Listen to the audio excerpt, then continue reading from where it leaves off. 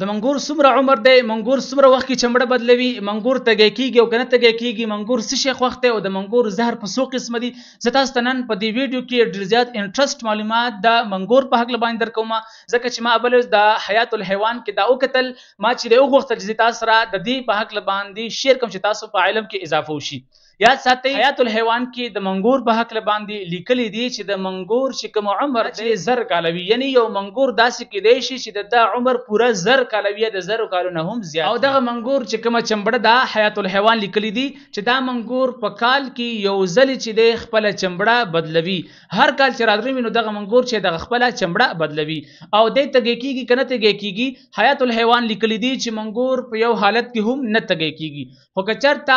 یو وخت کې منګور چې د اوبو ته قریب شو، اوبو ته لاړو، نو اوس دغه منګور د دغه اوبو نه واپس په یو صورت کې نه رادرومي چې تر څو پورې دغه اوبه څښلې نه وي، نو خامخا چې دغه اوبه څښي. او دغه منګور ډېر زیات چې کوم خوښ دی هغه شوده دي. حیات الحیوان لیکلي دي چې منګور چې کله شوده وویني دغه شوده دومره زیات وڅښي، دومره زیات وڅښي چې کله کله دغه منګور د دغه شودو د زیاتوالي د وجې نه چې نشه شي. او حیات الحیوان دا هم لیکلي دي چې بعضې وخت کې د زیات د څښلو د وجې نه چې دغه منګور مړ شي. د دغه منګور چې کوم زهر دي حیات الحیوان د دې 3 اقسام لیکلي چې دا په 3 قسمه دي. یو هغه زهر دی چې کله یو انسان ته یو سیز ته ورسیږي نو د دې بیا دوا او د دې بیا علاج نه کیږي، په یو صورت کې د دې تریاق نشي موندلی. او دویم نمبر هغه زهر دی چې د هغې دوا هم شته، د هغې تریاق هم شته او د هغې دپاره شفا هم شته دی. او دریم نمبر هغه زهر دی چې کله یو چاته ورسیږي نو دغه زهر دغه انسان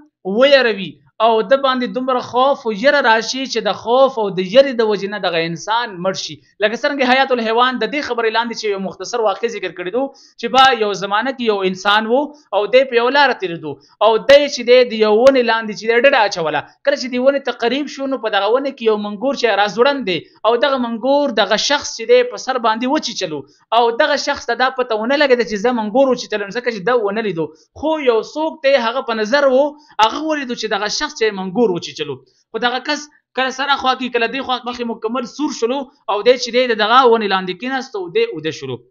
کله چې راپاسېدو دغه منګور چې کوم زهر و د هغې اثرات ختم شوي وو. یو ورځ تېره شوه، 2 ورځې تېرې شوې، 3 ورځې تېرې شوې، څو ورځې په منځ کې تېرې شوې، خو په دغه شخص باندې هېڅ هم نه دی شوي، د هغې زهر هېڅ قسمه اثر نه دی شوی. نو کله چې هغه چا چې لیدلی و چې دی منګور چیچلی دی هغه همدغه کس طبیعت دې څنګه شو، دی ورته چې الحمدلله ټیک ټاک یم.